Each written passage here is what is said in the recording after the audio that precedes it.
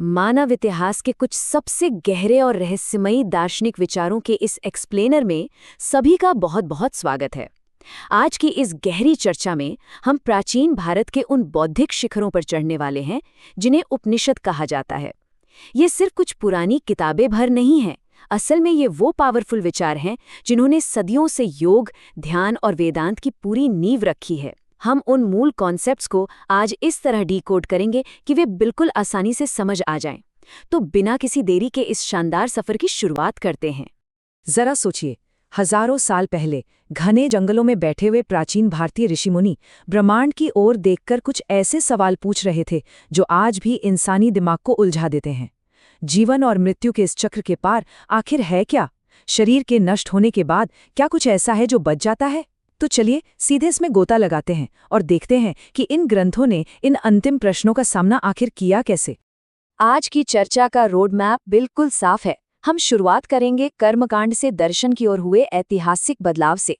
फिर हम आत्मा, ब्रह्म और माया जैसे भारी शब्दों को समझेंगे, कठोपनिषद के रथ वाले रूपक पर गौर करेंगे, वेदांत के अलग अलग संप्रदायों को जानेंगे और अंत में देखेंगे इसकी उस ग्लोबल लेगेसी को जिसने दुनिया भर के विचारकों को चौंका दिया था। सेक्शन 1, कर्मकांड से दर्शन की ओर। सबसे पहले इतिहास के पन्नों को थोड़ा पीछे पलटते हैं और उस दौर में चलते हैं जब उपनिषदों का जन्म हो रहा था। उपनिषद शब्द अपने आप में ही बहुत कुछ बयां कर देता है। संस्कृत में इसका शाब्दिक अर्थ होता है गुरु के समीप नीचे बैठना। ये उस बेहद करीबी गुरु शिष्य परंपरा को दिखाता है जहां बहुत ही गूढ़ और आध्यात्मिक ज्ञान को पीढ़ियों तक मौखिक रूप से बड़ी सावधानी के साथ पास किया जाता था। मतलब ये ज्ञान किसी आम भीड़ के लिए नहीं था, बल्कि सिर्फ उन गंभीर जिज्ञासुओं के लिए था जो वास्तव में सत्य को जानना चाहते थे। और अगर बात करें इनकी संख्या की, तो ये कोई 1-2 ग्रंथ नहीं है। मुक्तिका उपनिषद के अनुसार कुल 108 उपनिषदों को प्रामाणिक माना जाता है, जो हमारे चारों वेदों से जुड़े हुए हैं। इतने सारे ग्रंथ इस बात का बहुत बड़ा सबूत है कि उस दौर में दार्शनिक सोच या फिलॉसफी किस जबरदस्त पैमाने पर फल फूल रही थी। उपनिषदों का आना एक बहुत बड़ा टर्निंग पॉइंट था। पुराने वैदिक काल में सारा जोर बाहरी यज्ञों, अग्नि अनुष्ठानों और भौतिक चीजों के लिए देवताओं की पूजा पर रहता था। लेकिन उपनिषदों ने इस पूरी दिशा को उठाकर बिल्कुल भीतर की ओर मोड़ दिया। बाहरी यज्ञों की जगह अब आंतरिक आत्मनिरीक्षण ने ले ली थी। छांदोग्य उपनिषद जैसे ग्रंथों ने पहली बार अहिंसा और आत्मनियंत्रण जैसे सिद्धांतों को सबसे ऊपर रखा। ये सच में एक बहुत बड़ा वैचारिक बदलाव था। सेक्शन 2, आत्मा, ब्रह्म और माया। इतिहास से थोड़ा आगे बढ़कर अब उन मुख्य पिलर्स की बात करते हैं जिन पर इन सभी ग्रंथों की इमारत टिकी हुई है। तो उपनिषदिक सोच मुख्य रूप से 2 शब्दों के इर्द गिर्द घूमती है, आत्मा और ब्रह्म। आत्मा का मतलब है भीतर का स्व या चेतना, यानी वो लाइफ फोर्स जो हर प्राणी को जीवंत बनाती है। और दूसरी तरफ है ब्रह्म, जो उस परम वास्तविकता या ब्रह्मांडीय सार का नाम है जिससे ये पूरा यूनिवर्स बना है। उपनिषदों की सबसे बड़ी खोज यही समझना है कि क्या इन दोनों के बीच कोई गहरा कनेक्शन है। और इस चीज को छांदोग्य उपनिषद का ये फेमस महावाक्य बिल्कुल परफेक्टली समझाता है, तत् त्वम् असि, जिसका अर्थ है वह तुम हो। ये एक बहुत ही गहरा विचार है जो ये दावा करता है कि एक व्यक्ति के भीतर की आत्मा और पूरे ब्रह्मांड को चलाने वाला ब्रह्म असल में बिल्कुल एक ही हैं। लिटरली ब्रह्मांड का पूरा अक्स एक इंसान के भीतर ही मौजूद है। अब यहाँ एक बहुत लॉजिकल सवाल उठता है कि अगर हम सब ब्रह्मांड का ही हिस्सा हैं तो हमें ऐसा महसूस क्यों नहीं होता? इसका जवाब है माया। लोग अक्सर माया का मतलब सिर्फ कोई जादू या झूठा भ्रम समझ लेते हैं, पर उपनिषदों में इसका अर्थ कहीं ज्यादा गहरा है। माया का मतलब है कि दुनिया जैसी दिखाई देती है वो अपने असली रूप में वैसी है नहीं। ये एक तरह का पर्दा है जो हमारी समझ को लिमिटेड कर देता है और उस परम सत्य यानी ब्रह्म को हमारी नजरों से छिपा देता है।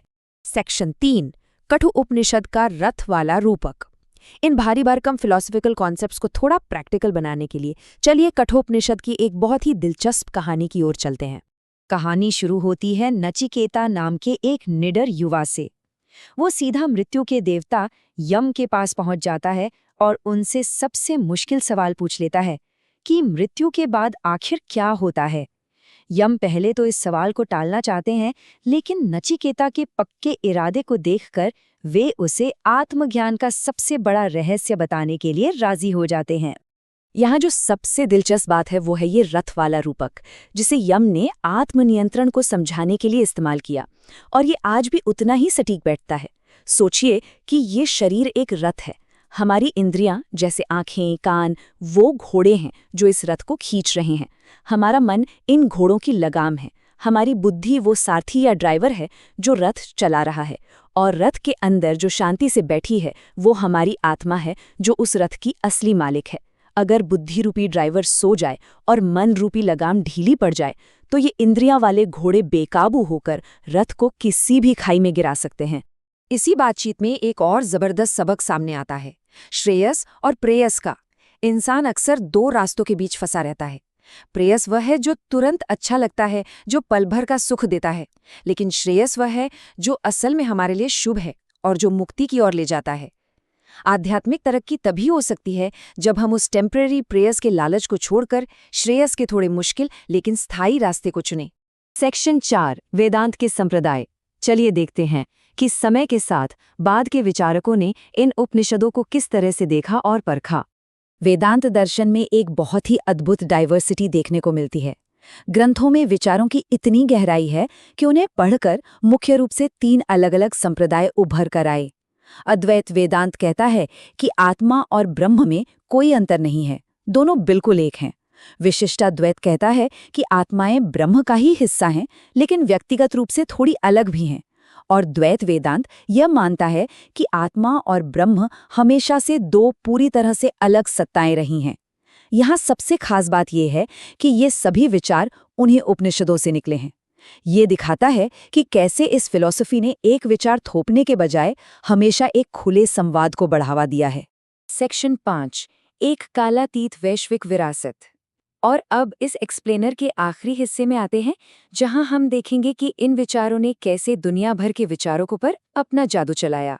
उपनिषदों का ये ज्ञान सिर्फ भारत की सीमाओं तक ही नहीं रुका।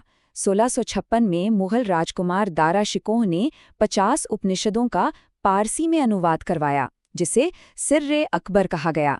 यहीं से ये ज्ञान लैटिन भाषा के जरिए 1801 में यूरोप पहुंचा, और फिर 19वीं सदी आते आते मैक्स म्यूलर जैसे विद्वानों ने इसके इंग्लिश ट्रांसलेशन पब्लिश किए, जिससे ये प्राचीन ज्ञान पश्चिमी दुनिया के लिए पूरी तरह से खुल गया। और जब ये ज्ञान यूरोप पहुंचा तो इसका असर वाकई चौंकाने वाला था। जाने माने जर्मन दार्शनिक आर्थर शोपेनहावर इन ग्रंथों से इतने ज्यादा इंप्रेस हुए कि उन्होंने कह दिया कि उपनिषदों जैसा लाभकारी और जीवन को ऊपर उठाने वाला अध्ययन पूरी दुनिया में कोई और नहीं है। और बात सिर्फ फिलोसोफर्स तक नहीं रुकी। इरविन श्रोडिंगर जैसे महान क्वांटम फिजिसिस्ट ने भी माना कि ब्रह्मांड में चेतना की एकता का जो विचार उपनिषद देते हैं वो मॉडर्न साइंस की खोजों के साथ बिल्कुल परफेक्टली मैच करता है। तो कर्म कांडों से शुरू होकर क्वांटम फिजिक्स तक का सफर तय करने वाले ये उपनिषद सिर्फ अतीत की कोई पुरानी किताबें नहीं है।